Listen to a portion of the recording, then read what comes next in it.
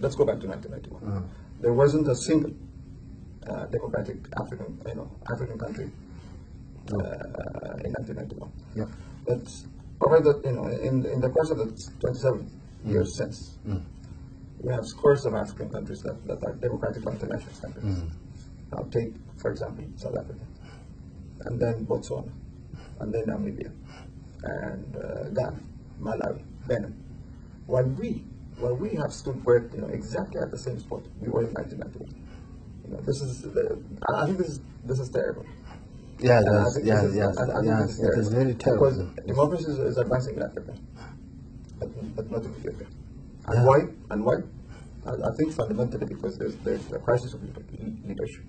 I think not because something is wrong with the people, but I think this is fundamentally a failure of the elite, of the Ethiopian elite, not only in terms of the EPRDF per se, but the whole Ethiopian elite as a whole.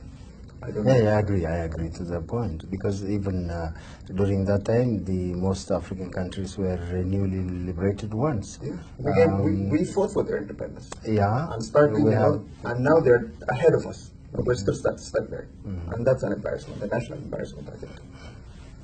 So that's true. I don't know whether what is lacking. I cannot put the way you put it.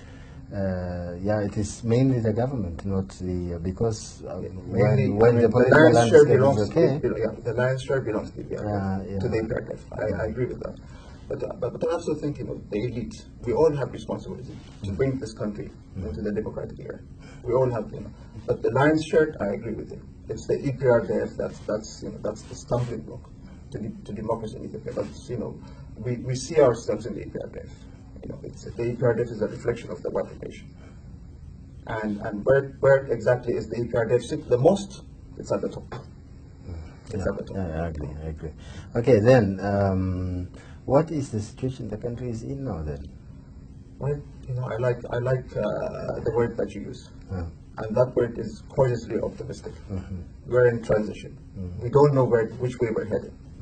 And we are cautiously optimistic. We don't, because on the one hand, we could move towards democracy. There is a possibility that we could move. If the reformist elements within the EPRDF have their way, we could move towards democracy. But if not, and they insist on maintaining the status quo, on keeping the status quo, then we'll descend into chaos. Chaos that the international, not only the international community, not only the Ethiopian, but also the Ethiopian people don't want. This is chaos from which no one will benefit. So this we don't know, but we don't know at this point. We don't know which way we'll be headed. But we are personally, I'm praying for the peaceful transition, for change. Yeah, this is what everyone likes, and I think we don't have any other option other than continuing the process and helping the democratization process, and through especially non-violent means. Because we have tried in our history so many times, we have been violent so many times, we have fallen and risen again so many times. We have built many things and then we have destroyed them, and we started afresh again. I think this time round we cannot afford to do that. That does not allow us, and we cannot go. I don't think we can get out of that once we are bogged down in it.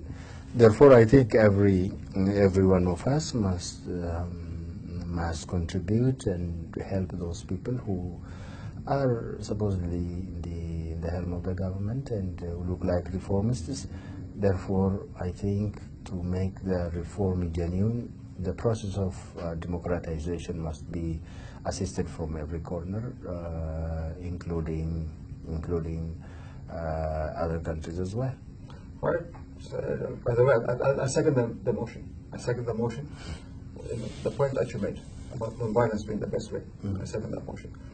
Once we descend into violence, it will be very difficult to pull out of violence. So non-violence is an absolute must. I agree. But do we have that tradition in our country? Because what country had that tradition? They started from somewhere. You can't prepare for non-violence. You have to start from somewhere. How about if the government is pushing the people to go that way? Yeah, that's. I hope we will be able to avoid that. But there is nothing specific that we could. There is no specific steps that we could. In what way? For example, you cannot teach the youth. You cannot train them. You don't have any access to them, and how can this non-violent struggle, means of struggle, we have to push take root? We have to push it boundaries. We have to insist on our ways. We have to go there. We have to pay sacrifice. We have to there's still there are boundaries, but those boundaries have to be pushed. Nothing, the Americans say there's no free lunch. We can't have, we have to pay sacrifice to do something. Pushing boundaries will take you to prison, like. Let's go back to prison. Let's go back to prison and make our point. Make our point that this nation needs change. Good. Let's go back. Do you think it is making any difference? You're going back to prison? Well, we're out. We're out because it has taken root. It has taken a long time, and maybe it will take a long time if we go back to prison. But eventually, we know that we struck, our imprisonment had struck a chord with the population, with the people, because they insisted that we should be free. And had they not insisted that we should be free, we would not be sitting here talking. So they knew, they did not react immediately, but they knew that we were in prison for democracy and for non-violence, and they did not forget. When they came out into the streets, they did not forget about us. So we struck a chord, and we should keep on insisting that that non-violence is the way.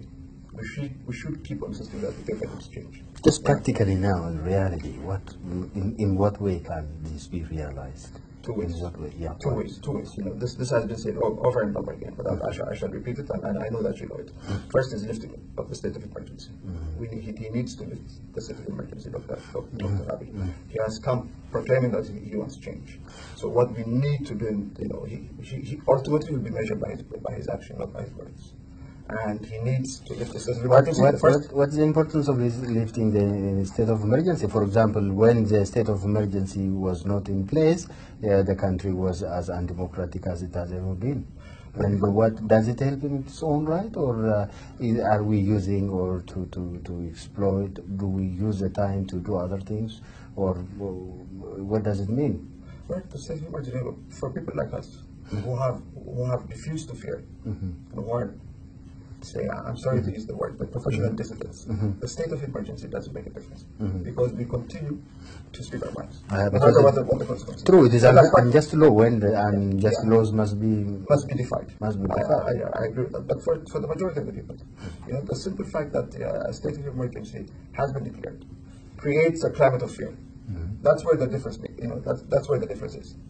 So you have to be the James Marriages that rose against fear in America here, who fought against fear. There was a rally against fear here during the civil rights movement. We need to campaign against that. But the state of emergency makes a difference for the majority of the people because it creates a climate of fear for the majority. We need the lifting of the state of emergency, so that this climate to do something else. This is emergency. To do something else, to organize the people and to teach about his rights and to conduct free and fair elections and all these things. Exactly. People like you and you, me and you, for example, to go out there and teach about non-violence. The need, for brotherly love between ethnic groups. For peace. We need, this state of emergency to be lifted first, and then, far more importantly, what he needs to do is to call for this all-inclusive dialogue. We need to bring into the process not only those organizations that are in the legal area, that are legal organizations, but those organizations that have been branded as terrorist organizations. We need them in the democratic space. What if the government doesn't lift now? To bring real change on the ground. And this is the South African model, by the way, Wakada. This is not something we have devised ourselves. This is this is a tasted path. It has been tasted in South Africa, it has been tasted in Asia, it has been tasted in many, it has been tasted in Latin America, it has been tasted in many other African countries, and it has worked. We have a model that works. We just need to bring it to Ethiopia and implement it, with slight adjustments to our situation, and it will work. It will move us forward in the democratic transition. So I think he needs to do these two things to bring about the change that he says that he wants. Without this, without doing these two things, nothing will happen. We'll be stuck there. There will be no change.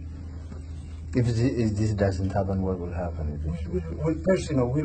We'll continue to struggle for democracy. I'm sure you're there. I'm there. We'll continue to press, through non-violent means. We'll continue to press for change, for big change.